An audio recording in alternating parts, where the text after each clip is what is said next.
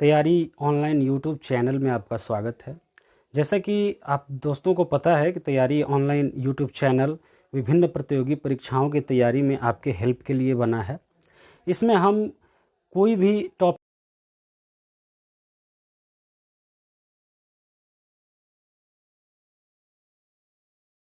वो चाहे current affairs हो या फिर कोई भी स्टैटिक जीके हो या डायनेमिक जीके हो, कुछ भी हो, जीके जीएस सब कुछ कवर करते हैं। दोस्तों, आज का टॉपिक एक ऐसा टॉपिक है जिससे कि आपको स्क्रीन पे दिख रहा होगा, India opposes vaccine passport in G7 meetings of the health minister. तो दोस्तों, G7 कंट्रीज़ के हेल्थ मिनिस्टर का एक मीटिंग हुआ था जिसमें कि एक प्रस्ताव रखा गया था वैक्सीन पासपोर्ट का, जिसका कि इंडिया ने अपोज किया है। दोस्तों, आप या तो कम्पिटिटिव एग्ज़ाम्स की तैयारी कर रहे हैं, फिर भी आपके लिए वीडियो अच्छा है। और अगर आप कम्पिटिटिव एग्ज़ाम की तैयारी नहीं कर रहे हैं, वर्ल्ड अफेयर्स पे अपनी राय, भारत की स्थिति देखना चाहते हैं, भारत का पोजीशन देखना चाहते हैं कि भारत क्या कर रहा है, तो भी आपके लिए बहुत ज़रूरी टॉपिक है।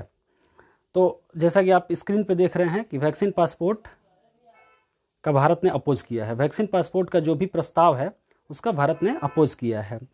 तो दोस्तों, आज हम डिस्कस क्या करने वाले हैं, अब इन चीज़ों में जो वैक्सीन पासपोर्ट है, इसमें 3 चीज़ों का हम डिस्कशन करेंगे। 3 चीज़ों का डिस्कशन क्या क्या करेंगे।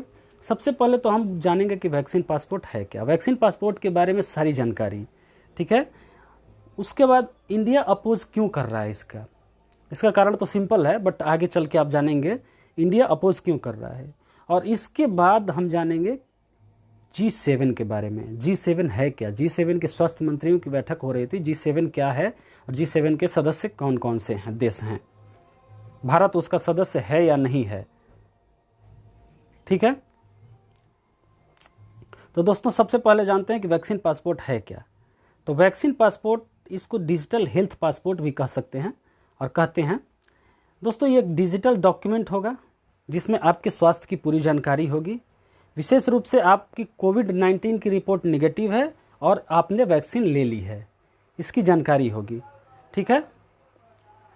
दोस्तों, ये एक ऐसी पॉलिसी है कि आज के समय में कई सारे देश इस पॉलिसी को अपना रहे हैं, इस यूरोपीय यूनियन के देश अपना रहे हैं। इसका इम्पैक्ट क्या पड़ेगा, वैक्सीन पॉलिसी का, पासपोर्ट का इम्पैक्ट क्या पड़ेगा आपके लाइफ पे, ये मैं बता दे रहा हूँ अगर ये इम्प्लीमेंट होता है तो। दोस्तों, वैक्सीन पासपोर्ट हो सकता है कि भविष्य में अगर जो देश वैक्सीन पासपोर्ट पॉलिसी को इम्प्लीमेंट करता है, हो सकता है कि उस देश की यात्रा के लिए आपको वैक्सीन पासपोर्ट अपना दिखाना पड़े, या फिर उनके पास आपका डिटेल रहे। अगर देश आपको वैक्सीन पासपोर्ट देता है तो एक बार कोड होगा जिससे कि आपकी सारी डिटेल उनके पास आ जाएगी, आप यात्रा करने के लिए एलिजिबल हैं, आपने वैक्सीन ले ली है। इसका ये है।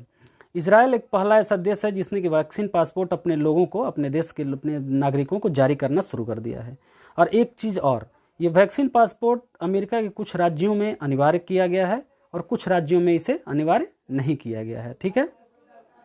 तो इसमें क्या हुआ था दोस्तों, G7 कंट्रीज़ में, G7 देशों के जो स्वास्थ्य मंत्री की बैठक हुई, तो उसमें एक प्रस्ताव रखा गया था कि वैक्सीन पासपोर्ट को इन देशों में यात्रा के लिए अनिवार्य किया जाए। तो अनिवार्यता का भारत विरोध कर रहा है कि अगर आपके देश में G7 कंट्रीज़ में अगर हमें यात्रा करनी है, हमारे देश के किसी नागरिक को यात्रा करनी है और उसे वैक्सीन नहीं लिया है, उसे वैक्सीनेट नहीं किया गया है, तो उसको यात्रा से बैन कर दिया जाएगा।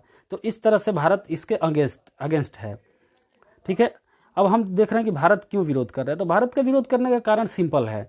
भारत के जो स्वास्थ्य मंत्री हैं डॉक्टर हर्षवर्धन, इस पॉलिसी का ये कहते हुए विरोध किया है कि ये पॉलिसी डिस्क्रिमिनेटरी है। डिस्क्रिमिनेटरी क्यों है, क्योंकि विकसित देश जो हैं अपने मैक्सिमम पॉपुलेशन को वैक्सीनेट कर चुके हैं या फिर नियर फ्यूचर में कर देंगे, लेकिन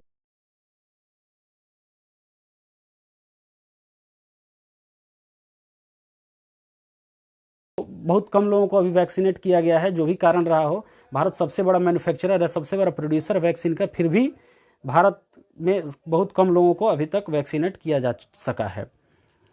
अब दोस्तों, अब हम जानते हैं कि G7 क्या है, ठीक है। G7 7 अमीर लोकतांत्रिक देशों का एक समूह है। अमीर लोकतांत्रिक देश भी हैं और अमीर भी हैं। इसके सदस्य जैसे हैं, सबसे पहले कनाडा है जिसके कि प्रधानमंत्री जस्टिन ट्रूडो हैं, फ्रांस है जिसके राष्ट्रपति इमैनुअल मैक्रों हैं, जर्मनी है जिसका चांसलर एंजेला मर्केल है, इटली है, इसके प्रधानमंत्री का नाम अभी याद नहीं आ रहा है, आगे मैं डिस्क्रिप्शन में दे दूंगा। जापान है, यूनाइटेड किंगडम है और यूनाइटेड स्टेट्स ऑफ अमेरिका है। ये 7 सदस्य देश हैं। G7 के सदस्य देश ये 7 हैं। ठीक है, G7 क्या है, हो गया। दोस्तों एक और इंटरेस्टिंग बात, पहले इस समूह को G8 कहा जाता था। इसमें रूस भी एक सदस्य था। 2014 में रूस द्वारा क्रीमिया पर कब्जा कर लेने के बाद उसे ग्रुप से सस्पेंड कर दिया गया और बाद में रूस ने स्वयं इस ग्रुप को छोड़ दिया। दोस्तों 2014 में आपको याद होगा, अगर आप फॉलो करते होंगे इंटरनेशनल न्यूज़ को, तो यूक्रेन और रसिया में एक युद्ध हुआ था। क्रीमिया एक यूक्रेन का पार्ट है, यूक्रेन का पार्ट था जिसमें कि रशियन स्पीकिंग लोग रहते थे। वहाँ के लोग चाहते थे कि हम रसिया में मिल जाएं, हम रसिया में हमारा विलय हो जाए, लेकिन वो चूंकि पार्ट था यूक्रेन का, यूक्रेन ऐसा नहीं चाहता था। तो रसिया और यूक्रेन में युद्ध हुआ, रसिया ने क्रीमिया पर कब्जा कर लिया, जिसका पूरी दुनिया के देशों ने विरोध किया था और G8 से उसको निष्कासित कर दिया, सस्पेंड कर दिया गया था। बाद में रसिया ने G8 ग्रुप को छोड़ दिया, खुद ही छोड़ दिया। उसके बाद इसे G8 से G7 कहा जाने लगा। ठीक है दोस्तों, इसी ग्रुप का अब विस्तार की चर्चा चल रही है, जिसमें कुछ देशों को और शामिल करने की बात हो रही है। इसके पहले पूर्व अमेरिकी राष्ट्रपति डोनाल्ड ट्रंप ने भारत को भी प्रस्ताव दिया था कि भारत भी इसमें शामिल हो, और ये शामिल करने का कारण ये है कि और भी देशों को शामिल करने का कारण ये है कि ये देश चीन के अगेंस्ट एक ग्रुप बनाना चाहते हैं। इसलिए चाहते हैं कि भारत, कोरिया, दक्षिण कोरिया, सारे इस अच्छे लोकतांत्रिक देश इसमें शामिल हों। ठीक है, रसिया को भी फिर से प्रस्ताव गया था, लेकिन रसिया इसमें शामिल होने से मना कर दिया। उसने कहा कि चीन के अगेंस्ट कोई भी ग्रुप हो, उसमें रसिया शामिल नहीं होगा।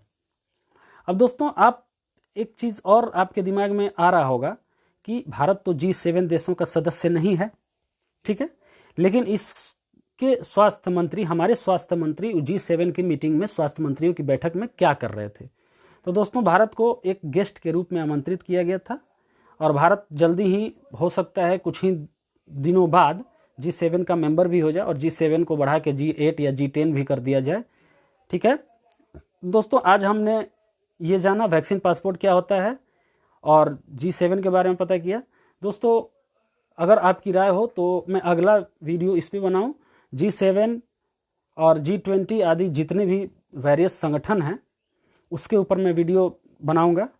तो दोस्तों इस वीडियो को अगर अच्छी लगी हो तो लाइक करें, शेयर करें, चैनल को सब्सक्राइब करें, और हमें कमेंट में बताएं कि वीडियो में क्या इम्प्रूवमेंट चाहिए और किस टॉपिक पे वीडियो बनाया जाए। धन्यवाद।